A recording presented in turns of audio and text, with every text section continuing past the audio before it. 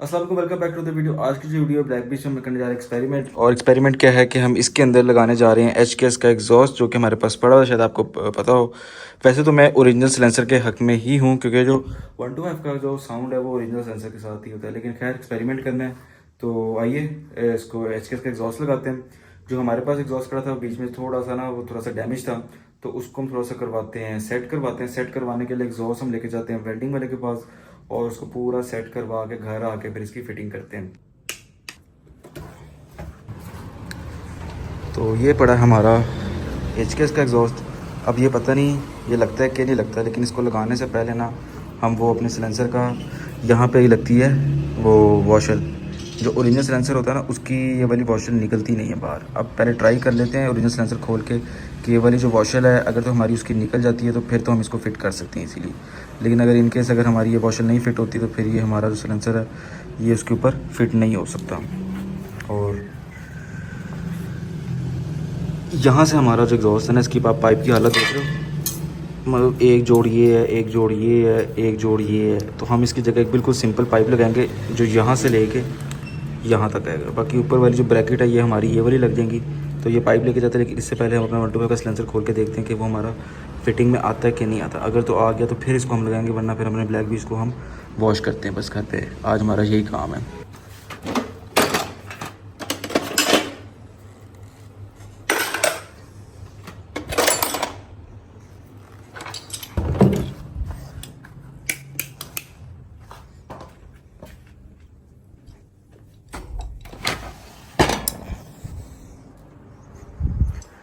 अच्छा, ये वाली वॉशल की मैं बात कर रहा था, क्योंकि ये सिलेंसर के अंदर ही लगी होती है। तो खोल के देख लेते हैं कि ये लगती है कि नहीं लगती। तो ये वाली जो वॉशल है ये हमारी बाहर निकल आई है, और अभी इस सिलेंसर को बाहर निकालने के लिए हमें ये वाला इसका नट खोलना पड़ेगा। तो ये नट खोलेंगे और एक नीचे लगा होता है, जब खुल जाएगा तो ये हमारा सिलेंसर है ये बाहर आ जाएगा। तो उम्मीद है कि ये हमारी जो वॉशल है इस सिलेंसर से बाहर आ जाएगी। अच्छा, सिलेंसर खोलने के बाद ये वाली वॉशल तो हमारी बाहर निकल आई है, तो ये हम अपने पुराने सिलेंसर पर लगाएंगे। और सिलेंसर हमने खोल दिया है। अब चलते हैं सिलेंसर की फ़िटिंग बनवाते हैं, और फिर घर पे आके सिलेंसर को फिट करके आपको इसकी साउंड चेक करवाता हूँ।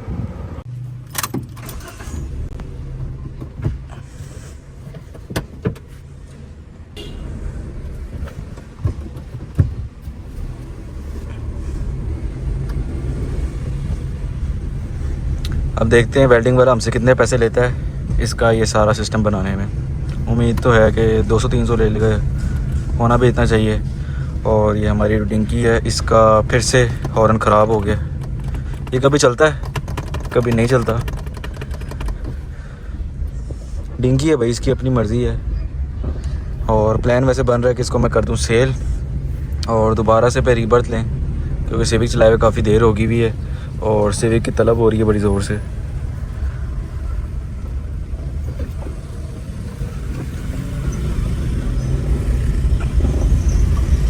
वेल्डिंग वालों के पास तो आए थे, लेकिन ये सारे ना सिंपल वेल्डिंग वाले बैठे हैं। वो कहते हैं कि इसको होगा गैस वेल्डिंग होगी। अब एक और वेल्डिंग वाले के पास जाते हैं और उम्मीद है कि वो हमें वेल्ड कर दे, नहीं तो फिर हमारा कल पे बात चलेगी, क्योंकि फिर वो शाम होगी और अंधेरा हो जाएगा। फिर आपको वो इसकी ना लुक का पता चलेगा बाइक की, और ना साउंड का पता चलेगा। 20 वाले वेल्डिंग वाले के पास आया था तो और इसने भी मना कर दिया। हालांकि ये एक भाई का सिलेंसर ऑलरेडी वेल्डिंग कर रहा है, लेकिन मेरे सिलेंसर को कहता कि यार आपका मैं सुबह करके दूंगा।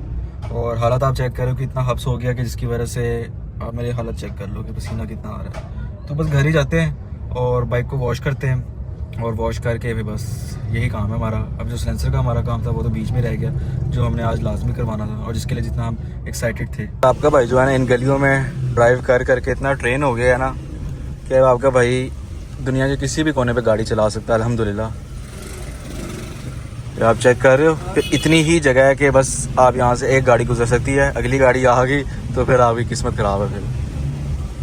और कभी भी कोई भी बाइक वाला कहीं से भी निकल सकता है। छोटे छोटे बच्चे सड़क पे खेल रहे होते हैं। सो यार घर आ गए, और जो चीज़ हम चाह रहे थे वो आज हमारी नहीं हुई। खैर क्या पता अल्लाह को यही मंजूर हो। अच्छा, हमने सिलेंसर भी अपना खोल दिया और दूसरा सिलेंसर भी हमारा नहीं लगा। तो अभी इसको मैंने बंद नहीं किया, मैंने कहा यार कल दोबारा ट्राई करवाते हैं, क्या पता हमारा जो सिलेंसर है वो लग जाए। लेकिन आज के दिन ये वाला क्लिप मैं अपलोड इसलिए कर रहा हूँ कि आप लोग मुझे कमेंट में सजेस्ट करो, ठीक है। आपने कमेंट करनी है कि लगवाना चाहिए कि नहीं लगवाना चाहिए। जो लोग भाई कहते हैं लगवाना चाहिए, सिंपल आपने येस कमेंट करना, ठीक है। और जो लोग कहते हैं किसी ओरिजिनल सिलेंसर ही लगाना चाहिए, वो लोग करेंगे कमेंट नो, ठीक है।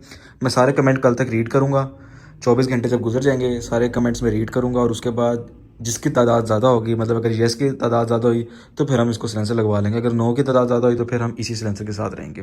तो ये क्लिप मैं अपलोड इसलिए कर रहा हूँ कि काफ़ी भाइयों को गिला होता है यार आप जो है वो व्लॉग अपलोड नहीं करते, टाइम पे लेट हो जाते हो। कल वैसे मैंने कल ही करना था कंप्लीट करके व्लॉग, तो काम हमारा नहीं हुआ। मैंने कहा चलो ये क्लिप छोटा सा है, ये अपलोड कर देते हैं। तो अब आप लोगों ने मुझे गाइड करना है और सजेस्ट करना है कि हमें ये वाला सिलेंसर लगवाना चाहिए कि नहीं लगवाना चाहिए। तो मैं आप लोगों के कमेंट्स का वेट कर रहा हूँ, और कल फिर इंशाल्लाह ताला जाके जो भी हमारा फाइनल डिसीजन होगा वो हम लगा लेंगे। लेकिन मेरा एक दफ़ा ना वैसे माइंड है कि एक दफ़ा मैं चेक लाजमी करूँ कि किस तरह की साउंड आती है, और बाइक को फिर हम गफ़ार होंडा लेके जाएंगे और वहाँ पर डायनो पर जाके इसकी हम एक दफ़ा टॉप स्पीड दोबारा चेक करेंगे कि इस सिलेंसर के साथ और उस सिलेंसर के साथ कोई फ़र्क पड़ता है, कोई 3-4 किलोमीटर स्पीड में इजाफा होता है कि नहीं होता। तो क्या पता मैं अपने एक्सपेरिमेंट के लिए एक दफ़ा लगा लूँ और उसके बाद फिर जेन्युइन सिलेंसर लगा लूँ। तो आप लोगों ने बस कमेंट करना है, ठीक है। मैं आप लोगों के कमेंट्स का वेट कर रहा हूँ। भाई को इजाज़त है, अपना ख्याल रखें, अल्लाह हाफिज़।